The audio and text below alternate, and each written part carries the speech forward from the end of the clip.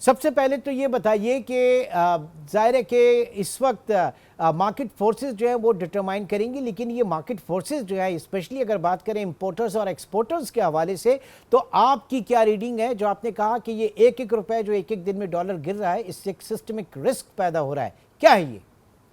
जी जी। बिल्कुल आप इमरान आप दोस्त फरमा रहे हैं कि चूंकि वो जिस तरह क्रैकडाउन हुआ तो उससे पहले आपको याद है ओपन मार्केट में 330 पे था और इंटरबैंक में 307 का हाई टच किया था। तो वो ओपन मार्केट जब एकदम गिरा तो उसके बाद जो एक्सपोर्टर्स और इंटरबैंक के प्लेयर्स उन्हें लगा कि करेंसी पे अब इम्प्रूवमेंट आएगी, क्योंकि पाकिस्तान की करेंसी जो 180 से 300 रुपए पे 1.5 साल में गई थी, उतनी डेप्रिसिएशन की कोई फंडामेंटल रीज़न नहीं समझ आती थी। अगर हम कोई भी मॉडल देखें इन्फ्लेशन डिफरेंशियल या किसी भी तो उससे अंदाज़ा ये लगाया जाता है कि करेंसी की डेप्रिसिएशन ओवरशूट कर गई थी। तो उसको ओवरशूट कर गई थी और वो चूंकि आईएमएफ की कंडीशन थी 1.5% की और इंटरबैंक और ओपन मार्केट का गैप वहाँ हवाले का काम हो रहा था, तो उस पर फर्क था। तो उन्होंने जो भी उस पे होर्डिंग और उसका जो हवाले की मार्केट को ठंडा चलाया, तो उससे इंटरबैंक के अंदर एक सेंटिमेंट बेहतर हो गया। इंटरबैंक में फिर वो रेट नीचे आता रहा, तो चूंकि रेट जब नीचे आ रहा था तो एक्सपोर्टर जो थे वो फॉरवर्ड में, यानी कि वो नवंबर का दिसंबर का एक्सपोर्ट का माल मार्केट में आके आज ही बेच दिया उन्होंने। अच्छा, यहाँ और इस पॉइंट पर रुकिएगा, इस पॉइंट पर रुकिएगा। देखिए, एक्सपोर्टर जो है वो चाहता है, एक्सपोर्टर के हवाले से पॉइंट ऑफ व्यू से डॉलर अगर ज्यादा होगा तो उसका प्रॉफिट बेहतर होगा। अब चूंकि मार्केट गिर रही है तो उसने अपने फॉरवर्ड में जाके बुकिंग शुरू कर दी डॉलर की कि मजीद अगर गिरे तो कम से कम उसका जो लॉस है, जो शरह तबादला का या एक्सचेंज लॉस है, वो उसको ना हो। तो उसने वहां पे फॉरवर्ड बुकिंग शुरू कर दी और बड़े भारी पैमाने के ऊपर शुरू हुई, राइट? जी बिल्कुल, 300 रुपए से जब गिरना शुरू हुआ, समझ ले 305 से, तो जो 275 के करीब 277 तक छताया था ये।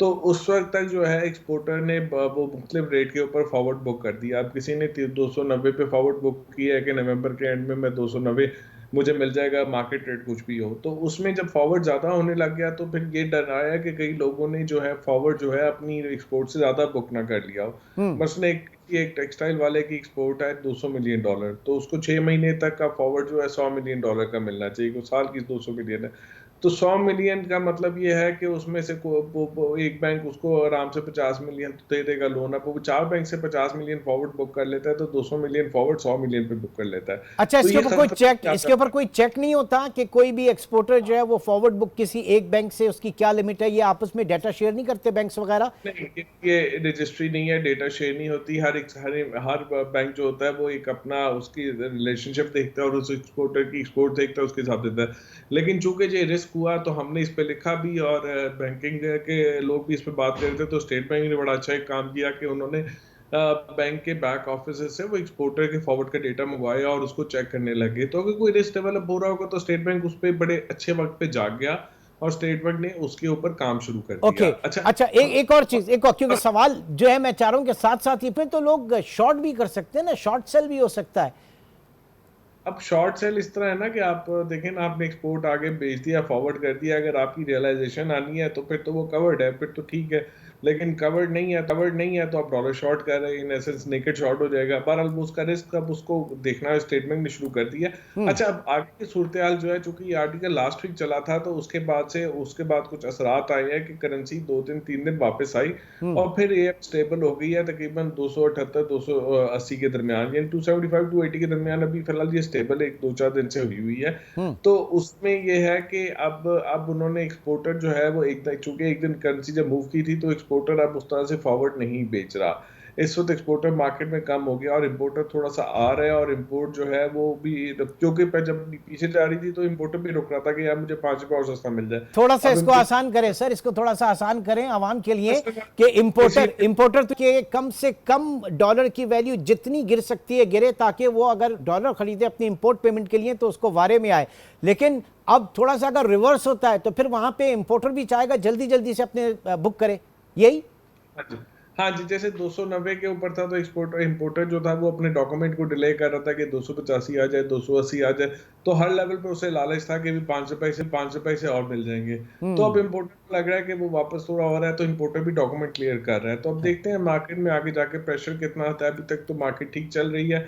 आगे प्रेशर ना आए तो ये मार्केट कुछ स्टेबल हो सकती है इन्हीं रेट्स के ऊपर। आप इसके लिए बहुत इंपॉर्टेंट ये है कि अभी हवाला मार्केट पे खुली हुई है थोड़ी सी दिनों से, और हाँ उसमें परसों 300 का रेट 3 था। चूंकि इस वक्त जो होता है सोना जो होता है वो बहुत आपके मुल्क में जो आता है वो सारा हवाला के थ्रू आता है, उनका बड़ा प्रेशर है। फिर और तरह की फिर चीज़ें जब वो उसके उसके साथ में जब हवाला खोल देते हैं तो हर तरह का हवाला होना शुरू हो जाता है। तो मेरे ख्याल में नहीं, ये चाहिए कि सोने की मार्केट भी जो जो है इंटरबैंक के अंदर लाएं।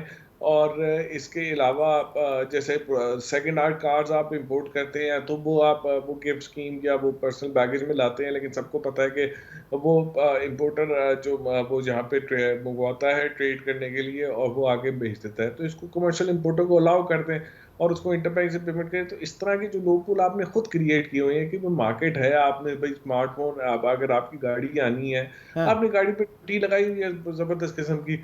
अब उस ठीक ड्यूटी के अंदर जो गाड़ी मंगवाता है वो मंगवा रहा है तो मंगवा रहा है, उतनी मंगवा रहा है। अगर साल की 20-25 गाड़ियां, 1000 गाड़ियां आ रही हैं तो 20-25 हजार ही आएंगी।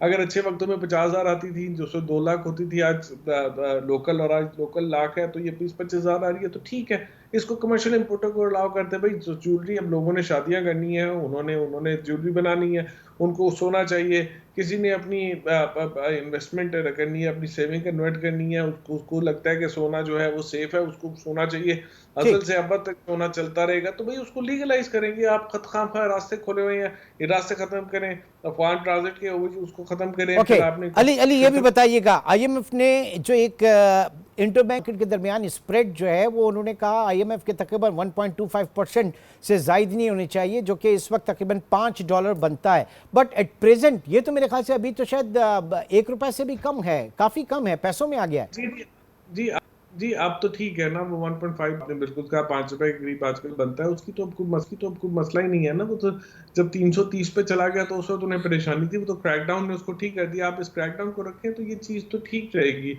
सो एज लॉन्ग एज आप इस क्रैकडाउन को कायम रखें, एज लॉन्ग एज आप स्मगलिंग और होर्डिंग के जो ऊपर काम को खत्म रखें, एज लॉन्ग एज जो आप जो ट्रांजैक्शन है, जैसे मैंने दो दो मिसालें दी गोल्ड की, यूज की, उस तरह के और भी कुछ सेक्टर्स हैं, उन ट्रांजैक्शन को, या और भी इंपोर्ट्स है जो लेजिटिमेट इंपोर्ट है, उस पर जो ड्यूटी दे के आ रहा है वो करें, तो उनको उनको राइट सेक्टर में ठीक है। करें। फिर ओवरऑल अपना ड्यूटी स्ट्रक्चर कम करें तो व्हाट इंपोर्ट ताकि अबाउट राइट वर्ल्ड से इफेक्टिव एक्सचेंज रेट, जो रीर है वो इस वक्त क्या पोजीशन कह रही है, क्योंकि उसी से पता चलता है कि आपकी करेंसी जो है वो ओवर हीटेड है, क्या है, ओवरबॉट है, ओवर सोल्ड है, क्या है पाकिस्तानी रुपए इस वक्त। देखिए जी, इस वक्त स्टेट बैंक का जो रियल का नंबर आया है सितंबर का, वो 92 के ऊपर आया, बट सितंबर की एवरेज फर्क थी, अक्टूबर में ठीक ठाक एप्रिसिएशन हुई है करेंसी की, तो वो नीचे जाएगा। ब्लूमबर्ग का एक इंडेक्स है, वो ब्लूमबर्ग का इंडेक्स वो सॉरी जेपी मॉर्गन का एक इंडेक्स है जो ब्लूमबर्ग पब्लिश करता है। वो जेपी मॉर्गन का इंडेक्स जो है वो तकरीबन मेरा ख्याल है वो 102 103 बता रहे हैं। कुछ और लोग एक प्राइवेट इंडेक्स अपना चलाते हैं, वो 98 बता रहे हैं, तो हाँ सब में लाइक यानी 90 मिक्स है, मिक्स है इस वक्त ओवर, आप समझ लें कि ये ठीक है। इस इन जो लेवल्स है ना 270 280 पे, रियर जो है वो 100 के आसपास है, तो that's these are fine rates if you see the rear.